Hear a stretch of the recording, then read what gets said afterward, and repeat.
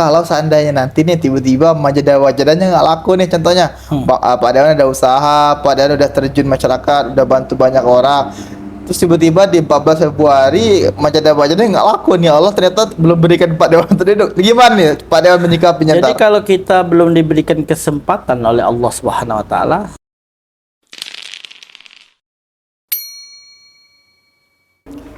baik semuanya, Assalamualaikum warahmatullahi wabarakatuh. Pemirsa Menang TV dimanapun berada, semoga selalu dalam keadaan sehat dan full semangat.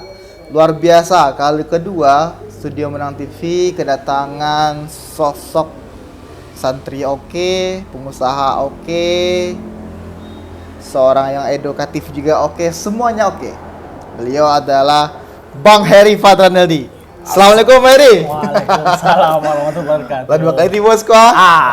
Gimana? Sehat? Alhamdulillah. Sehat. Sehat, alhamdulillah sehat. Tapi sebelum kita mulai podcast, izinkanlah saya untuk tidak memanggil Bang Heri dengan panggilan Bang Heri. Mungkin saya akan coba mulai panggil Pak Dewan kayaknya. Siap. Karena kalau dari penampilan kok lah mode Pak Dewan mana gitu. Alhamdulillah. Izin dan panggil Pak Dewan ya Pak ya. Siap. Oke, Pak Dewan. Belakangan kok sangat sering kami lihat di media sosial bahwa hampir seluruh media sosial mendominasi Bang Heri, selalu ada di sana, selalu update setiap harinya. Kalau dibandingkan dengan beberapa caleg-caleg lain nih Bang Heri, kebetulan juga Bang Heri sebagai perwakilan untuk provinsi ini, bahwa Bang Heri hampir tiap hari saya itu selalu posting hal-hal yang baik berbau kegiatan dengan masyarakat, memotivasi orang-orang dan lain sebagainya. Kok bisa kepikiran seperti itu Bang Heri? Udah kayak tingkat nasional gitu loh. Silakan Bang Heri. Sebenarnya bukan masalah itu ya Bang Dezo.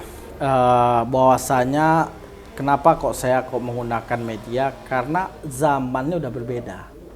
Kalau dahulu itu mungkin kita memperkenalkan diri itu mungkin menggunakan banyak APK, kayak kalender, kayak apa. Itu juga kita gunakan. Tapi saat ini kita udah mulai merubah, yaitu pertama kali seluruh masyarakat yang ada di Indonesia, terutama yang ada di Sumatera Barat, mayoritas 90% pasti memiliki handphone. Oleh karena itu saya mulailah merubah bahwa saya untuk memberitahukan kepada masyarakat tentang kegiatan dan aktivitas saya. Selanjutnya saya juga menginformasikan masyarakat bahwasanya kalau ingin tahu Heri Fadraneldi, lihat saja di medianya. Jadi udah nggak payah-payah Bang Dezo. Berarti kalau pengen tahu di mana Pak Dewan hari ini, sudah ada di TikTok, sudah ada di Facebook.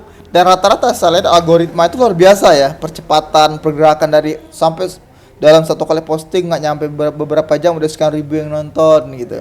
Luar biasa, artinya saya yakin Pak Dewan sudah semakin banyak dicintai oleh warga Minang khususnya. Amin ya Allah. Nah, Pak Dewan, berbicara masalah media, dari setiap media yang saya lihat itu terpampang dengan jelas, dan di spanduk juga ada sebuah kata-kata atau kalimat manjada wajada.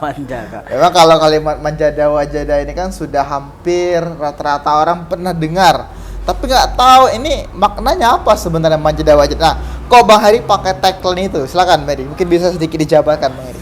Pertama kali saya menggunakan kata-kata itu adalah karena saya bertanya pada seluruh kawan dahulu, apa sih yang ada pada diri Heri ini?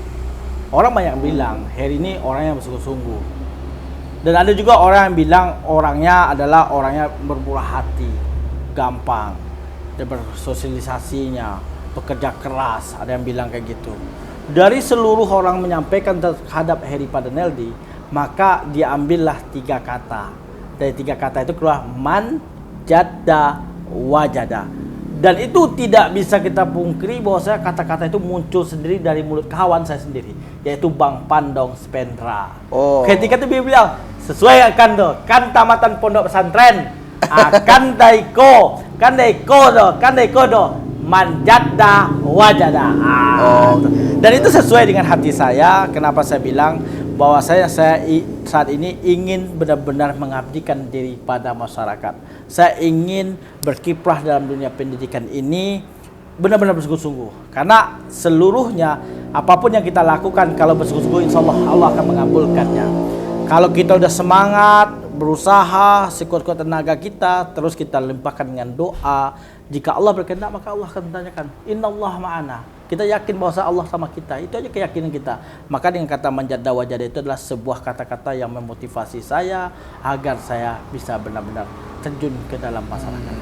Oh, jadi itu yang melatar belakangi Pak Dewan sehingga membuat tagline manjada wajada, artinya barang siapa yang bersungguh-sungguh maka akan dapatlah ia gitu. Dan itu sesuai juga Bang Lezo, ketika saya dulu di pondok pesantren, pertama kali saya masuk pondok Gontor itu, yang diucapkan pertama kali manjada wajada. Yang kedua mansobaro zofiro. Yang ketiga mansaro alat darbi wasola. Barang siapa yang bersabar maka dia akan menemukan hasil. Apabila kita memiliki kesulitan dalam kehidupan kita, Allah akan membukakan jalan. Apabila kita ada permasalahan di sini, Allah akan bukakan jalan kemanapun kita jalankan. Jadi itu adalah salah satu inisiatif, inspirasi saya bahwa saya tidak ada di dunia ini yang sulit, tetapi manusialah yang membuat sulit. Maka kalau kita berdoa, ya Allah ya Tuhan, bukan kita, ya Allah selesaikanlah masalah ini, bukan. Kalau kita minta selesaikan masalah ini, tandanya kita udah berbeda. Tapi gitu. Karena seluruh permasalahan pasti Allah akan memberikan jalannya sesuai dengan kekuatan kita, sesuai dengan kemampuan kita. Allah memberikan cobaan sesuai dengan kekuatan kita, sesuai dengan kemampuan kita. Tapi kita bilang, ya Allah, jika Engkau benar-benar ingin ini, kuatkanlah saya dalam menghadapi masalah ini. Oke, baik. Kuatkanlah saya dalam melangkah ini. Kalau tadi, maaf, kalau tadi Bang Heri bilang kalau kita berusaha semaksimal mungkin pasti Allah akan memberikan jalan atau memberikan apa yang kita inginkan, yang sedang kita usahakan. Kalau seandainya nanti nih tiba-tiba manjada wajadanya nggak laku nih, contohnya Pak Dewan ada usaha, Pak Dewan udah terjun masyarakat, udah bantu banyak orang, terus tiba-tiba di 14 Februari manjada wajadanya nggak laku nih, Allah ternyata belum berikan Pak Dewan terhidup. Gimana nih Pak Dewan menyikapinya? Jadi kalau kita belum diberikan kesempatan oleh Allah Subhanahu Wa Taala, tandanya belum rezeki kita untuk di sana. Yang penting kita berusaha. Maka kita yakin dalam hati kita, tanamkan keyakinan. Usaha kita semaksimal mungkin. Untuk apa? Untuk diri kita juga. Jadi jangan pernah kita bahwasanya nanti ketika kita nggak diberikan apa, kita langsung stres, langsung apa. Jangan. Kenapa? Karena kita memiliki keyakinan dan tujuan kita baik. Artinya itu bukan jalan yang diberi ke Allah sekarang. Ada jalan lain yang akan Allah beri gitu Pak Dewannya. Nah, berbicara keyakinan, sebenarnya seberapa yakin Pak Dewan bahwa nanti akan menang ini di Pileg 2024 nanti Pak Dewan? Karena maaf, karena melihat dari segi lawan ini, terus juga beberapa orang yang akan bertarung nanti, itu gimana Pak Dewan? Seberapa yakin Pak Dewan?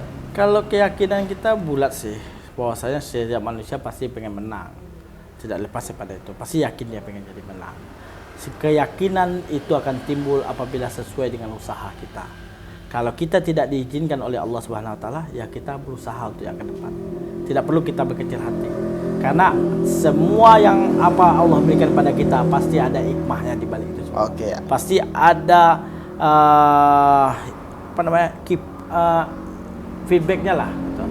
Insyaallah ya. Ya. Artinya satu yakin, yang kau udah usaha jangan lupa doa. Wah, luar biasa. Nah, sebelum kita menutup diskusi singkat kita hari ini Pak Dewan, saya pengen tanya itu baju batik bagus juga tuh. Ini beli di mana batik ini?